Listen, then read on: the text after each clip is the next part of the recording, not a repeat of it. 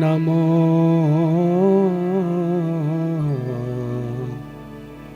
भगवते वासुदेव।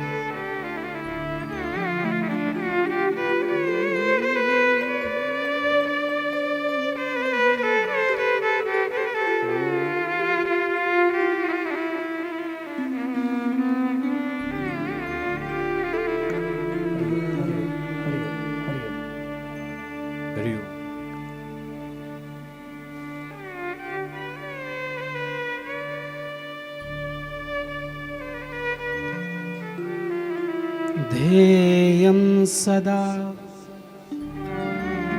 परिभवग्नमभीष्टदोहं तीर्थास्पदं शिवविरञ्चिनुतं शरण्यं भृत्यार्तिहं प्रणतपालभवाब्धिपोतम् वन्दे महापुरुषते चरणारविन्दम् त्यक्त्वा सुदुस्त्यजुसुरेप्सितराज्यलक्ष्मीं धर्मिष्ठ आर्यवचसा यद्गादरण्यम् मायामृगं दयितये सितमन्वधावत् वन्दे महापुरुषते चरणारविन्दम्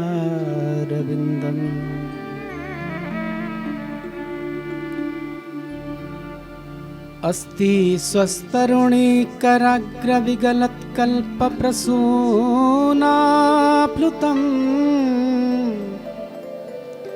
वस्तु प्रस्तुतवेणुनादलहरी निर्वाण निर्व्याकुलम् स्रस्तस्रस्तनिबद्धनि विविलसद् गोपी सहस्रावृतम् हस्त्यन्यस्तनतापवर्गमखिलोद्धारं किशोराकृति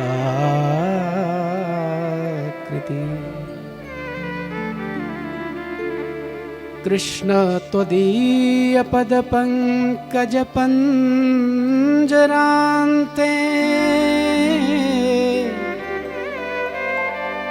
अद्यैव मे विशतु मानसराजहंसा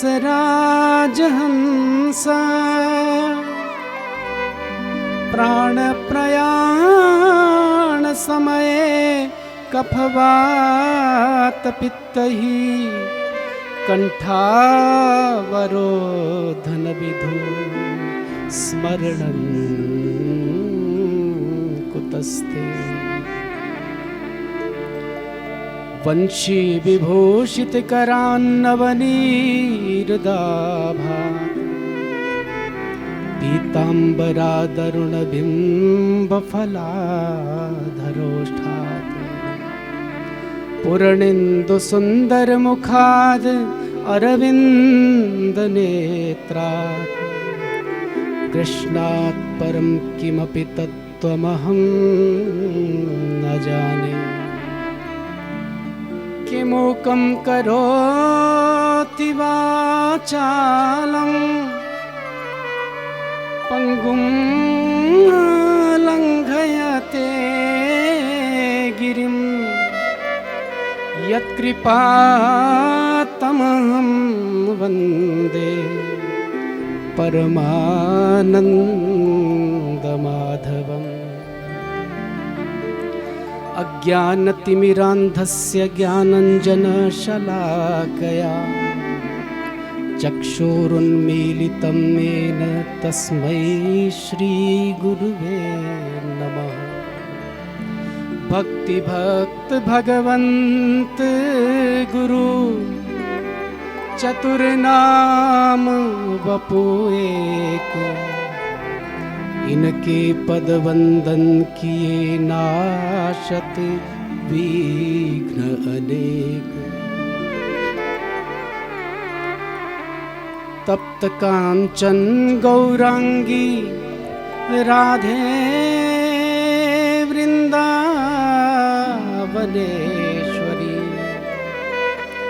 वृषभानुसुते देवी प्रणमामि हरि प्रिय।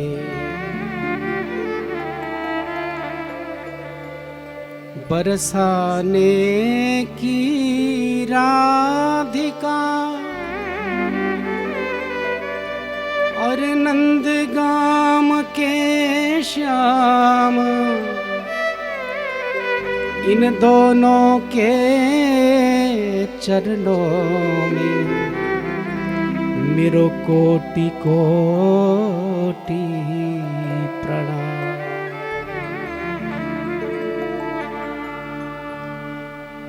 जय जय राधे,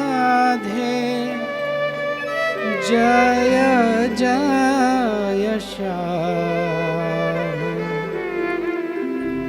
जय जय श्री वृंदावन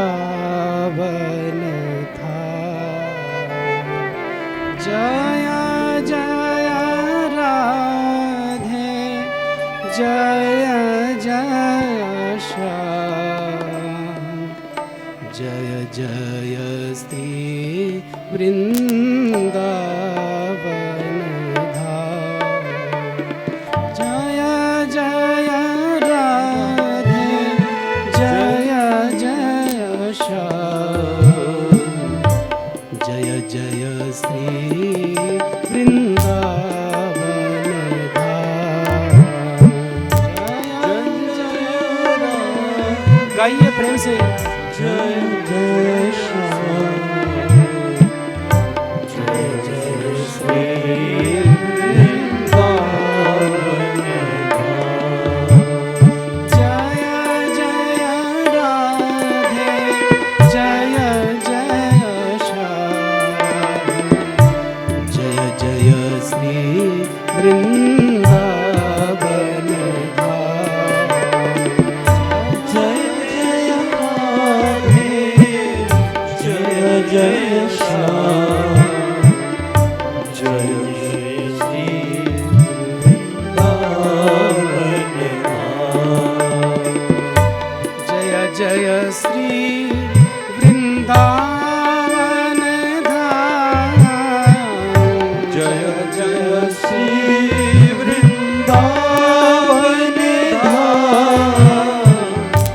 जय जय श्री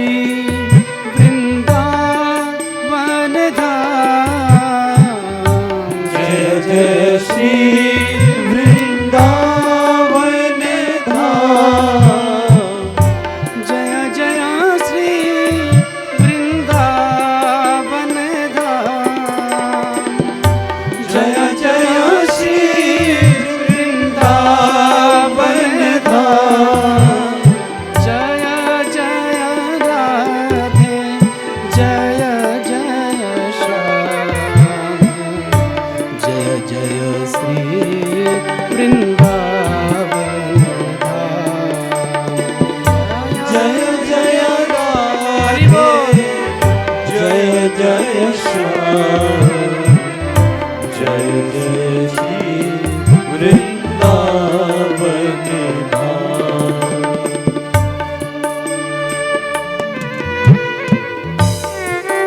पावन नाम है, मीठा नाम है, सभी भाव से गाएंगे, अपने मन को पावन करेंगे, पवित्र करेंगे।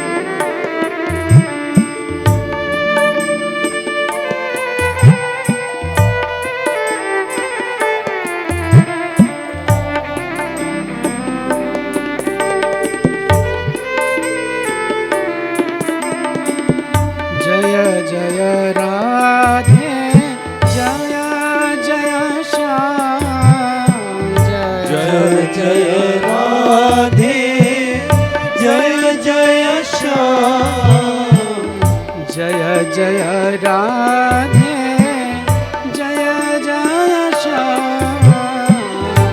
जय जय राधे जय जय श्याम जय जय श्री वृंदावन धाम जय जय श्री वृंदावन धाम जय जय श्री वृंदावन धाम जय जय श्री वृंदावन धाम जय जय राधे जय जय श्याम जय जय श्री वृंदावन धाम जय जय राधे जय जय श्याम जय जय श्री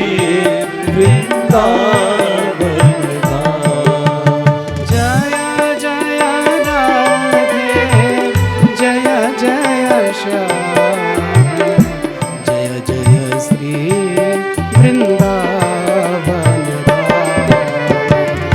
जय जय राधे जय जय श्याम जय जय श्री वृंदावन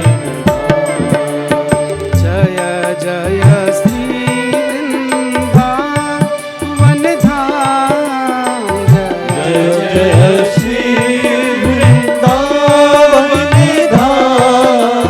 जय जय श्री वृंदावन धाम जय जय श्री वृंदावन धाम जय जय श्री वृंदावन धाम जय जय श्री वृंदावन धाम जय जय राधे जय जय श्याम जय जय श्री वृंदावन धाम जय जय राधे जय जय श्याम जय जय श्री वृंदावन धाम जय जय राधे जय जय श्याम जय जय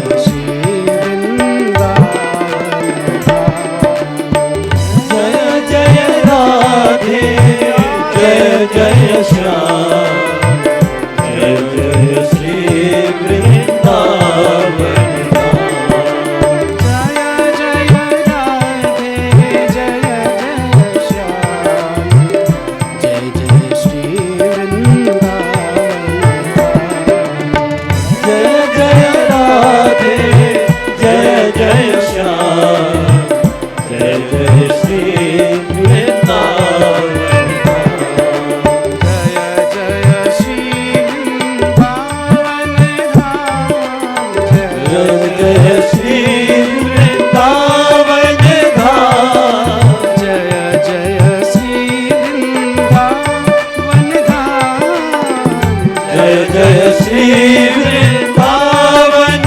धाम जय जय श्री वृंदावन धाम जय जय श्री वृंदावन धाम जय जय राधे जय जय श्याम जय जय श्री वृंदावन धाम जय जय राधे जय जय श्याम जय जय श्री वृंदावन धाम जय जय राधे जय जय श्याम जय जय श्री वृंदावन धाम जय जय राधे जय जय श्याम जय जय श्री वृंदावन धाम जय जय राधे जय जय श्याम जय जय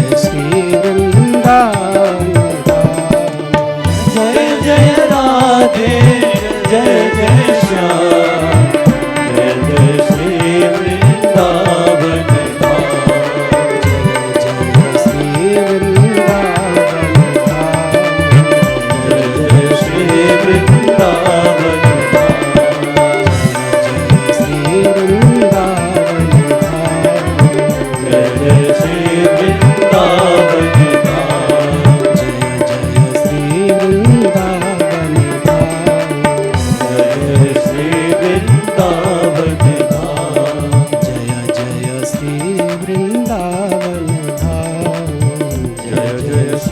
वृंदावन जय जय श्री वृंदावन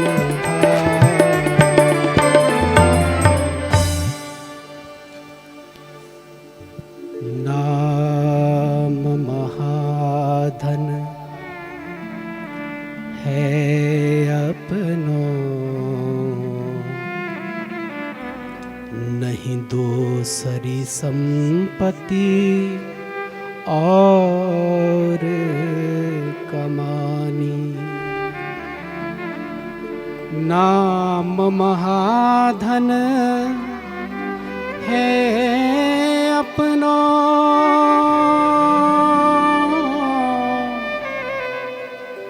नहीं दूसरी संपत्ति और कमानी। छाड़ी अटारी अटा जग की, हमको कुटिया व्रज माही बनाने। टोक मिले रसिकों की सदा,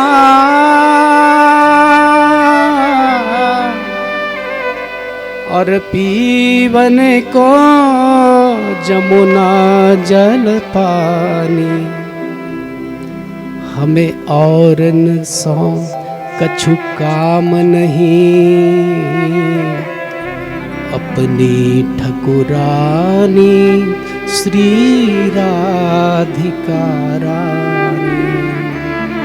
अपनी ठकुरानी श्री राधिका रानी। अपनी ठकुरानी श्री राधिका रानी।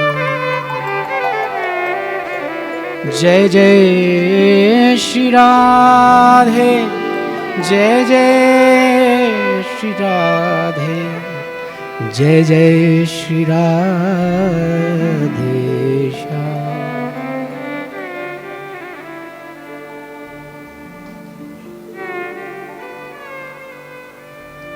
अखिल रसामृत सिंधु सार विग्रह, परम मंगलमय परात्पर अखिलेश्वर, अकारण करुणा वरुणालय, भक्तवांछित कल्पतरु, अनंत कोटि ब्रह्मांड नायक पतित पावन, परम प्रियतम सदैव गोलोक धाम विराजित नवल किशोर नवल किशोरी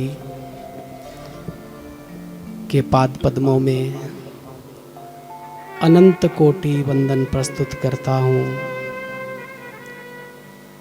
जन्म देने वाले माता पिता के चरणों में सादर प्रणिपात करता हूँ। भक्ति देने वाले गुरुदेव के चरणों में प्रणाम करता हूँ। विश्व के समस्त भक्त संतों के चरणों में प्रणाम करता हूँ। सब ज्येष्ठ श्रेष्ठों के चरणों में प्रणाम करता हुआ श्रीमद् भागवत की पतित पावनी चित्त शोक विनाशिनी इस कथा सरिता में जो स्थूल रूप में और सूक्ष्म रूप में यहाँ विराजमान है, दिव्य शक्तियों के रूप में जो यहाँ पे बैठे हुए हैं, उन सब शक्तियों को मैं इस व्यास मंच से सादर अभिवादन प्रस्तुत करता हूँ। आप सभी श्रोतृवृंदों का श्रीमद् भागवत की इस परम पावनी कथा में मैं खूब हृदय से स्वागत करता हूँ, अभिनंदन करता हूँ।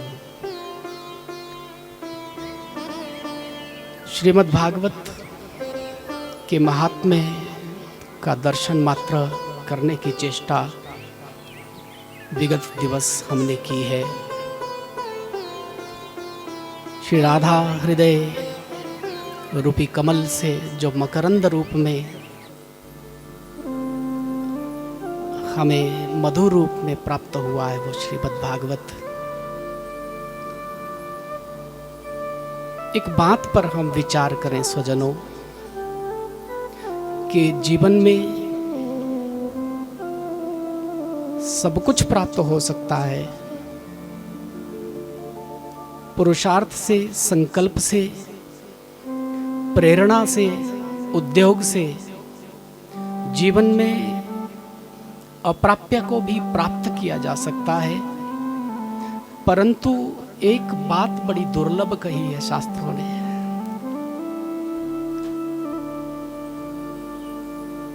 कि एक तो मानव जीवन दुर्लभ है और दूसरा इस मानव जीवन में सत्संग मिल जाना दुर्लभ है।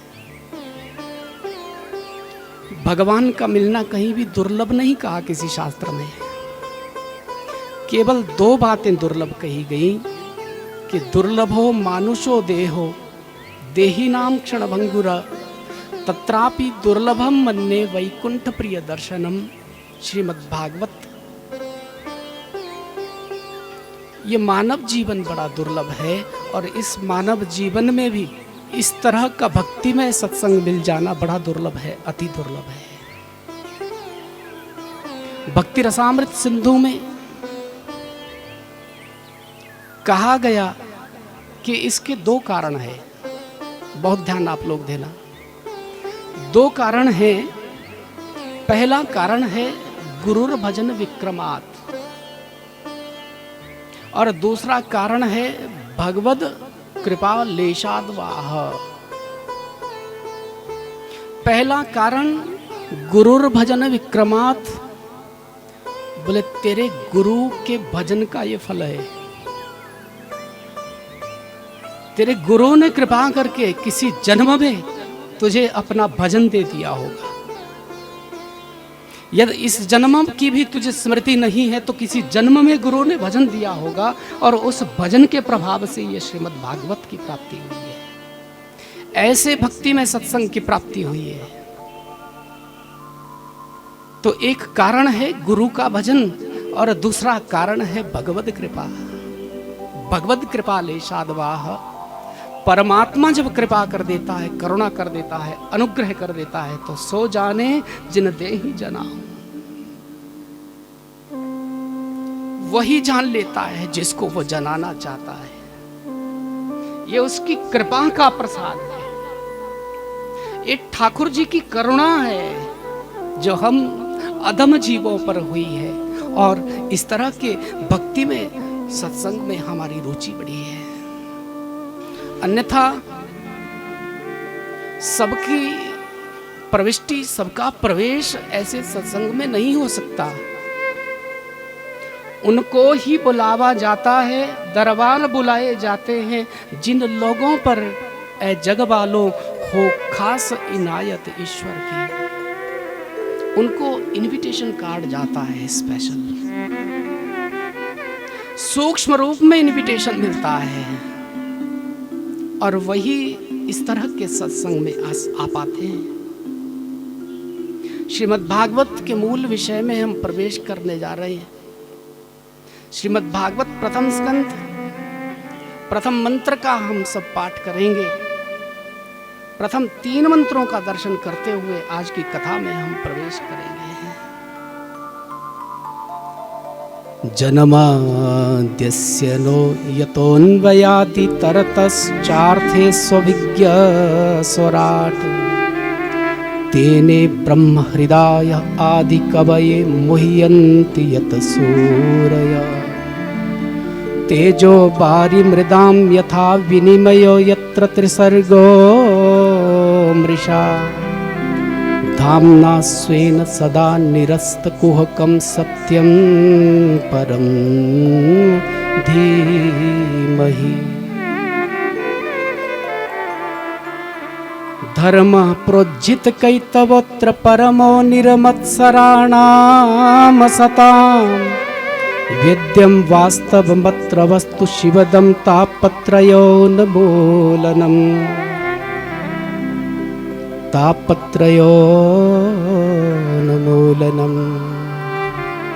श्रीमद्भागवते महामुनि कृते किं वा परैरीश्वर सद्य हृदय वृद्धते यत्र कृतिभिः शुश्रूषुभिस्तत्क्षणात् निगमकल्पतरोर्गलितं फलं शुकमुखादमृतद्रवसंयुतं पिबत भागवतं रसमालयं मुहुर्मुहुः रसिका भुवि भावुका।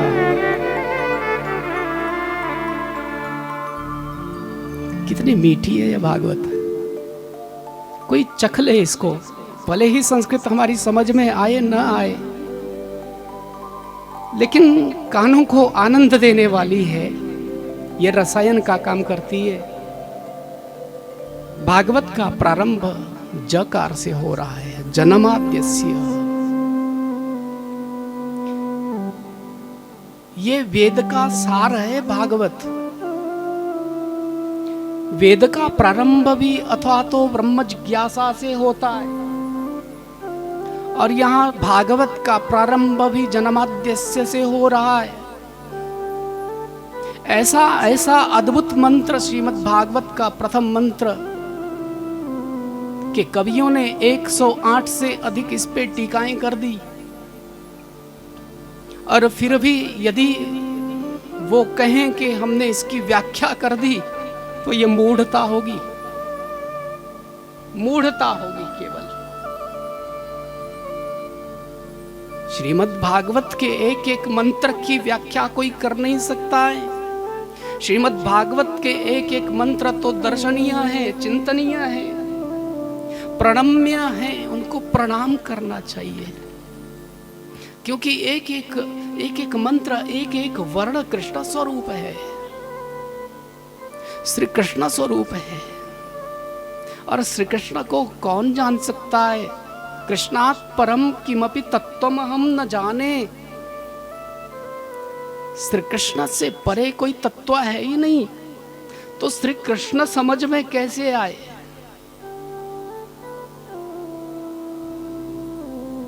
सत्यम परम धीमहि। हम केवल इतना कर सकते हैं, इतना कर सकते हैं कि हे सत्य रूप ईश्वर, हे परम सत्य रूप ईश्वर, हम आपका ध्यान करते हैं, हम आपका ध्यान करते हैं।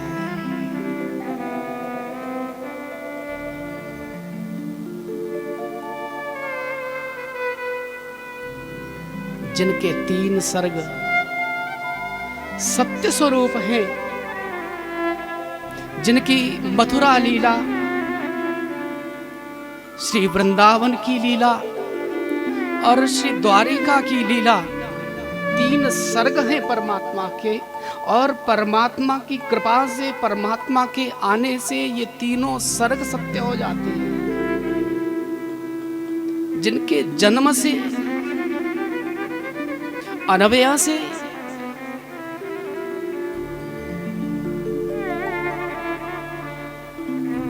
सबको माया मोहित कर लेती है, सब माया रूपी निद्रा में सो जाते हैं। वह परमात्मा जानने योग्य नहीं है, वह परमात्मा स्वराट है। वह स्वयं ही स्वयं को जान सकता है। तेने ब्रह्म हृदय आदि कवये, आदि कवि ब्रह्मा इत्यादि भी मोहित हो जाते हैं। मुह्यन्ति यत सूरय, बड़े बड़े सुरी लोग, बड़े बड़े कवि लोग मोहित हो जाते हैं इनकी माया से। और तेजो वारी मृदाम, बोले उसको हृदय में कैसे पधराए, कैसे इतने विराट परमात्मा को हम हृदय में समा सकते, कैसे स्थान दे सकते, कैसे वो समाएगा हमारे हृदय में। इतना छोटा सा हमारा हृदय और इतना व्यापक परमात्मा हमारे हृदय में कैसे आएगा। तो कहा गया तेजो वारी मृदाम, बोले 3 कार्य करने पड़ेंगे, 3 कार्य करने पड़ेंगे। देखो आप बहुत ध्यान से सुनना, आप सभी कथा प्रेमी हैं और सभी प्रबुद्ध जन यहाँ बैठे हुए हैं। मैं जानता हूँ कथा में भीड़ कितनी होती है ये आवश्यक नहीं होता है, लेकिन कथा में सुनने वाले कितने बैठे हैं ये आवश्यक होता है। तेजो वारी मृदाम, पुराने ज़माने में यदि कोई बर्तन बहुत ज़्यादा गंदा हो जाता, साफ नहीं होता था, तो उसमें पानी डाल करके उसको आग पर रखा जाता था, अग्नि पर रखा जाता था। जब अग्नि प्रज्वलित होती, पानी उबलने लगता, तो कुछ इम्प्योरिटीज उसकी निकलती।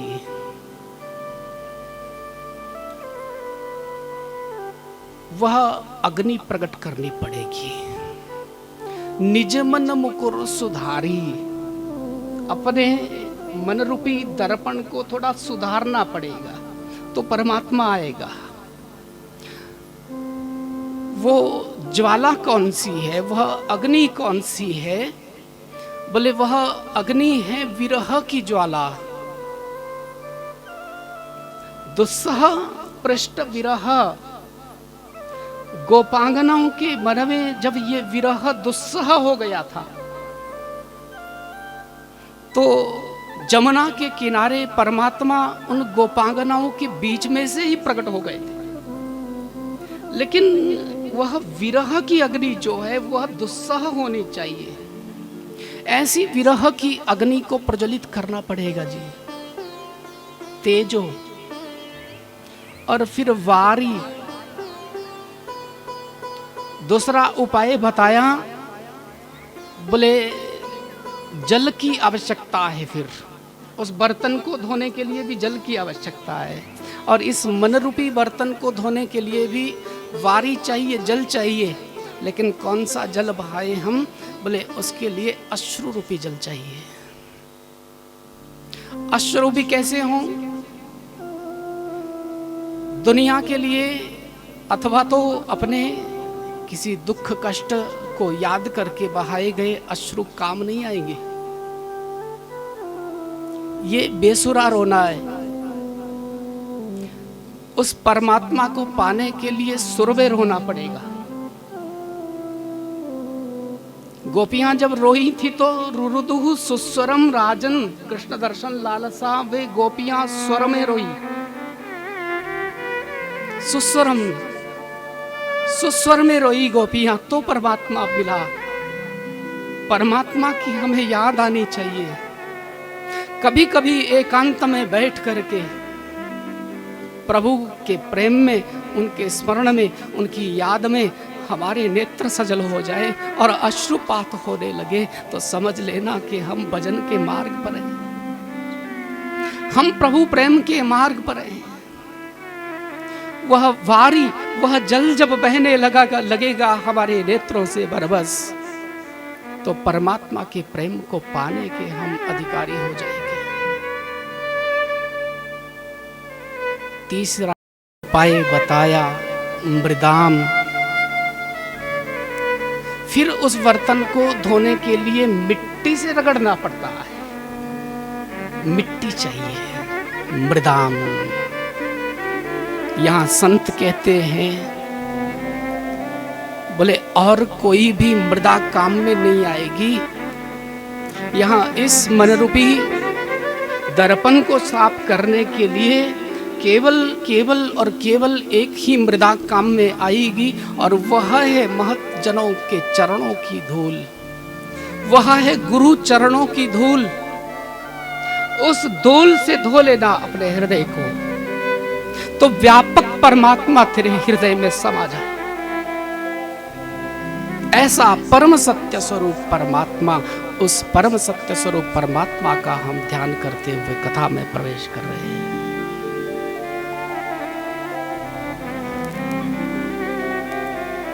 सत्य से बढ़कर के कुछ नहीं होता है। सत्य से बड़ा कुछ हो ही नहीं सकता है, क्योंकि सत्य ही परमात्मा का स्वरूप है। सत्य ही ईश्वर है। सत्य ही ईश्वर है। धर्म न दूसर सत्य समाना, आगम निगम पुराण बखाना। आगम निगम पुराण कह रहे हैं धर्म के समान, धर्म तो सत्य, सत्य के समान कोई धर्म ही नहीं होता है। नहीं असत्य सम पातक पुंजा, असत्य के समान कोई पाप ही नहीं है जी, कोई पातक नहीं है। तो सत्य में ही ईश्वर को देखें, ऐसा कैसे हो? आप प्रेम से कहो जय श्री कृष्ण। देखो अपने जीवन का अनुभव देखना आप लोग। दुनिया में किसी भी कोने में रहने वाला कोई भी व्यक्ति हो, उसको सत्य के प्रति कुछ ना कुछ लगाव है। भले ही वो भगवान को मानता है या नहीं मानता है। कोई व्यक्ति कहे कि मैं तो नास्तिक हूं, मैं बिल्कुल भगवान को नहीं मानता, लेकिन वो चाहता है कि मेरी पत्नी मुझसे सत्य बोले, वो चाहता मेरा बेटा मुझसे सत्य बोले, वो चाहता कि मेरा मित्र मुझसे सत्य बोले। एक डॉक्टर चाहता है कि मेरा जो रोगी है ना, पेशेंट है, वो मुझसे तो सत्य बता दे तो मैं इलाज करूंगा। एक वकील चाहता है कि मेरा जो जिसका मैं मुकदमा लड़ने जा रहा हूं वो मुझसे सत्य बताए, भले उसने मर्डर कर दिया कोई बात नहीं, मैं बचा लूंगा, लेकिन मुझसे सत्य बोले। सत्य के प्रति एक आकर्षण है हम लोगों का। सबको सत्य चाहिए जीवन में। सत्य को जानने के लिए कितने व्याकुल हो जाते हैं हम लोग। ऐसा क्यों होता है? ऐसा इसलिए होता है क्योंकि सत्य तो परमात्मा है ना, और परमात्मा के प्रति तो हमारा आकर्षण होगा ही, क्योंकि जीवेर स्वरूपे हुई नित्य कृष्ण दास। हमारा ये स्वरूप ही है कि नित्य से हम प्रभु के दास ही तो हैं। श्री ठाकुर जी के दास हैं हम लोग। भले ही हम भूल गए होंगे, भटक गए होंगे, रास्ता भटक गए होंगे, लेकिन जहां से हम आए हैं न, दूर देश से, वही तो हमारा सच्चा घर है। प्रभु ही तो हमारी माँ है। उसी माँ के लिए ही तो हम लालायित रहते हैं। उसकी आंचल में जाने के लिए, उसकी गोद में जाने के लिए हम कितने व्यग्र हो जाते हैं। इसलिए सत्य के प्रति हमारा आकर्षण है। पहले सत्य का ध्यान और फिर धर्म को प्रणाम किया जा रहा है। धर्म प्रोज्जित कैतवोत्र परमो निर्मत्सराणाम सताम। श्रीमद् भागवत केवल धर्म की व्याख्या नहीं करता सज्जनों, श्रीमद् भागवत परम धर्म की व्याख्या करता है। प्रोज्जित धर्म की व्याख्या कर रहा है। परम धर्म क्या है, प्रौढ़ धर्म क्या है, पढ़े लिखे शिक्षित लोगों का धर्म क्या है, अथवा तो जिनका भक्ति मार्ग में प्रवेश हो गया उनके लिए धर्म क्या है। साधारण लोगों के लिए धर्म कुछ होगा, मुझे उस पे नहीं जाना है, क्योंकि धर्म शब्द जैसे ही मैं कहता हूं आप सबके मस्तिष्क में एक ही बात आती है, बोले ये हिंदू, मुस्लिम, सिख, जैन इत्यादि के ये धर्म होंगे। लेकिन वास्तव में यदि देखा जाए तो ये कोई धर्म है ही नहीं। ये सभी तो रास्ते हैं, ये तो पंथ हैं केवल, ये तो मजहब हैं। धर्म क्या है? धर्म शब्द का शाब्दिक अर्थ यदि हम देखें तो धर्म शब्द का एक अर्थ होता है प्रकृति। धर्म शब्द का अर्थ है प्रकृति, यानी कि स्वभाव। धर्म जैसे हम कहते हैं कि अग्नि का धर्म है जलाना, तो कहने का अभिप्राय अग्नि का स्वभाव है जलाना, उसका गुण है वो। तो धर्म यानी गुण। और धर्म शब्द का एक अर्थ प्रकृति होता है, और धर्म शब्द का एक अर्थ तो स्वरूप होता है, स्व होता है, निजता होती है। आत्मा स्वरूप हो जाना ये धर्म है। और निरमत्सर संतों का धर्म क्या है? भागवत का द्वितीय श्लोक कह रहा है निरमत्सर लोगों का धर्म क्या है। देखो बहुत बड़ी बात है जी। हमारे जीवन में बहुत सारे विकार होते हैं, हमारे भीतर बहुत सारे विकार होते हैं, और उन सब विकारों में सबसे खतरनाक विकार है मत्सर। सबसे खतरनाक विकार है मत्सर। देखो आज से भागवत कथा प्रारंभ हो रही है। पिछले कल तो हमने केवल महात्म्य का दर्शन किया था, तो 7 दिन तक आज से जब कथा की तात्विक चर्चा चलेगी तो आप समझने का प्रयास करेंगे, और बीच बीच में आपको नींद ना आ जाए तो भगवत नामोच्चारण और भगवान के नाम का कीर्तन संकीर्तन जब हम करेंगे तो भाव से आपको कीर्तन गाना है। कीर्तन गाना है और हाथ से सेवा करनी है ताली की। और तीसरी बात, आपको झूमना है। देखो मैं आपको बताता हूं ये 3 चीजें क्यों करनी है। क्योंकि श्रीमद् भागवत सरिता रूप में, नदी रूप में जब यहां से व्यासमंच से प्रवाहित होती है तो प्रवाहित होते होते वो हमारे भीतर, हमारे हृदय में जाती है। जब हमारे हृदय में जाती है तो नदी जब बाढ़ आती है ना जी, तो बहुत सारी गंदगी को बहा करके ले जाती है। तो हमारे भीतर की गंदगी बह करके बाहर निकलने लगती है। जब बह करके वो बाहर निकलने लगे और आप मुंह बंद करके बैठेंगे तो फिर बाहर कैसे निकलेगी?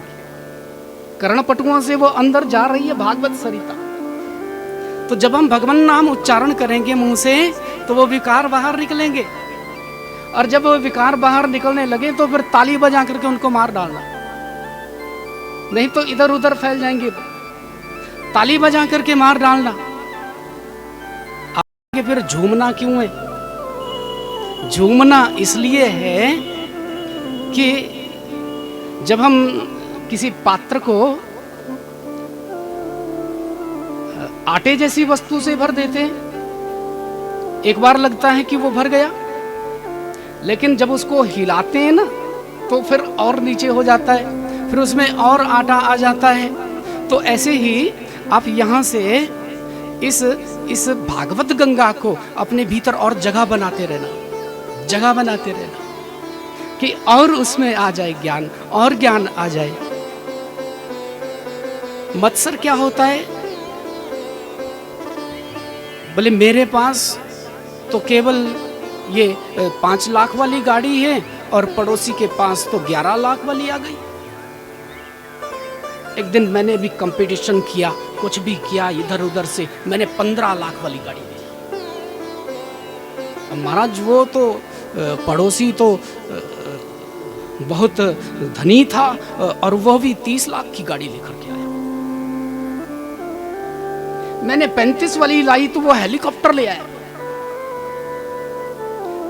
मुझे ये सुख नहीं है कि मेरे पास 35 लाख की गाड़ी है, मुझे ये दुख है कि उसके पास हेलीकॉप्टर क्यों है। मुझे ये सुख नहीं है कि मेरे पास प्रभु कृपा से सब कुछ है गुजारे लायक, मुझे ये दुख है कि दूसरे के पास क्यों है। इसको कहते मत्सर, और इससे कोई बच ही नहीं पाता है। आपका कोई निजी रिश्तेदार और उसको लॉटरी लग जाए 1 करोड़ की, और किसी ने कहा बोले सुनो बहन, वो दीनानाथ का बेटा है ना, उसकी लॉटरी लगी 1 करोड़ की। आप कहेंगे बड़ी अच्छी बात हो गई, दीनानाथ के बेटे की लॉटरी लगी तो बड़ी अच्छी बात हो गई। लेकिन उसने कहा बोले तुझे नहीं मालूम, वो तेरा जो जेठ जी है ना, उसी का बेटा है। तो फिर दर्द शुरू हो जाएगी पेट में कि उसको क्यों निकली, उसको क्यों निकली। अब इसको कहते हैं मत्सर, जेलेसी, ईर्ष्या, और ईर्ष्या से जो पार हो गया ना, वही तो वास्तविक संत है। और ऐसे रामकृष्ण के चरणों के जो दास हैं, वही केवल इस विकार से पार हो सकते हैं। श्री ठाकुर जी के चरणों के दास, उन दासों के लिए परम धर्म क्या है? तो भागवत कहती है, वेद्यम वास्तवमत्र वस्तु शिवदम तापत्रयोन्मूलनम। एक शिवदम वस्तु है जो त्रिविध तापों का उन्मूलन कर देती है। शिव कल्याणम ददाति इति शिवदम। शिव का अर्थ होता है कल्याण और शिवदम का अर्थ होता है कल्याण देने वाली। कल्याण देने वाली एक वस्तु है, और वह कौन सी वस्तु है? श्रीमद् भागवते महामुनि कृते किं वा परैरीश्वरः। वह श्रीमद् भागवत है जो महामुनि व्यास जी के द्वारा कृत है, रचित है। ये श्रीमद् भागवत जो है, महामुनि कृष्णद्वैपायन व्यास जी के द्वारा रचित एक ग्रंथ है। एक व्यक्ति भगवान की मिट्टी की मूर्ति बनाता, मृणमय मूर्ति बनाता है, बड़ी सुंदर मूर्ति, लगता है जैसे अभी बोल पड़ेगी। एक व्यक्ति लकड़ी की मूर्ति बनाता है, एक व्यक्ति अष्टधातु की मूर्ति बनाता है। कृष्णद्वैपायन व्यास जी इतने बड़े कारीगर हैं कि उन्होंने भगवान की शब्दमयी मूर्ति बना करके तैयार कर दी। ये वांगमयी शब्दमयी मूर्ति जो कृष्णद्वैपायन ने तैयार की है, वे श्रीमद् भागवत है। सद्यो हृदय वृद्धते अत्र कृतभिः शुश्रूषुभिः तत्क्षणात्। इस मूर्ति की महत्ता देखिए, इसका वैशिष्ट्य देखिए मूर्ति का। बोले वैशिष्ट्य क्या है? जिस समय तेरे मन में श्रीमद् भागवत के विषय में विचार मात्र आ जाता है, विचार मात्र आ जाता है, उसी समय हरि अवरुद्धते अत्र कृतभिः। हरि अवरुद्ध हो जाते हृदय में। अवरुद्ध होना, कैद होना होता है, अपनी मर्जी से रुकना नहीं होता। वो कैद हो जाते हैं, चाह करके भी बाहर नहीं निकल पाते। ऐसी दिव्य ये श्रीमद् भागवत की कथा। बोले कथा तो अभी सुनी नहीं, कथा के विषय में केवल विचार आया था, और उस विचार ने भगवान को हृदय में रोक लिया, अवरुद्ध कर लिया, रोक लिया, अवरुद्ध कर दिया। कहां से प्राकट्य होता है भागवत का? निगम कल्पतरोरगलितम फलम सुखमुखादमृत द्रव संयुतम पिबत भागवतम रसमालयम मुहुर्हु रसिका भुवि भावुकाः। निगम कहते हैं वेद को। वेद है वृक्ष और फल है भागवत। वृक्ष में वो स्वाद नहीं होता है जो फल में होता है। वृक्ष में रस नहीं होता है, फल में ही रस होता है। वृक्ष की निंदा नहीं है, वृक्ष होगा तभी तो फल होगा, लेकिन स्वाद तो फल खाने से ही आता है, तृप्ति तो फल से ही होती है। ये वेद रूपी वृक्ष का एक फल है दुरूह। एक वृक्ष शिवालिक की पहाड़ियों पर ऐसे स्थान पर लगा हुआ था जहां कोई जा नहीं सकता है। चोटी पर फल लगा है, पका हुआ फल है। दृष्टि पड़ी थी पक्षियों की, उड़ उड़ करके जाने लगे। एक पक्षी आया था, इसका गिद्ध रूप है, फल को देखा ही नहीं, इधर उधर उड़ता उड़ता एक टहनी पर बैठा और वहां से मरे हुए जीवों को देखने लगा। कोई शिकार मिल जाए, कोई मरा हुआ जंतु मिल जाए तो उसको जाकर के खाऊं। जिन लोगों की दृष्टि में केवल और केवल ऐसी तुच्छ वस्तुएं हैं, वो भागवत रूपी फल को नहीं देख सकते। भागवत रूपी फल पर दृष्टिपात नहीं कर सकते। इतने में आया था एक कबूतर, उड़ता उड़ता उसने भी फल की ओर कोई ध्यान नहीं दिया, टहनी पर बैठ गया और कबूतरी को ढूंढने लगा। घूमता घूमता आया एक शुक। फल का असली कोई पारक ही होता है तो वह तोता ही होता है। परिक्रमा करी थी इसकी, 7 परिक्रमा लगाई और फल के समीप आकर के बैठा है। बड़े आनंद से फल का दर्शन करता है, चोंच घुमा घुमा करके देखता है, कहां से शुरू करूं, कहां से शुरू करूं, कहां से शुरू करूं, ये तो मीठा ही मीठा दिखता है। मारी थी चोंच उस फल को, कुछ रस पिया,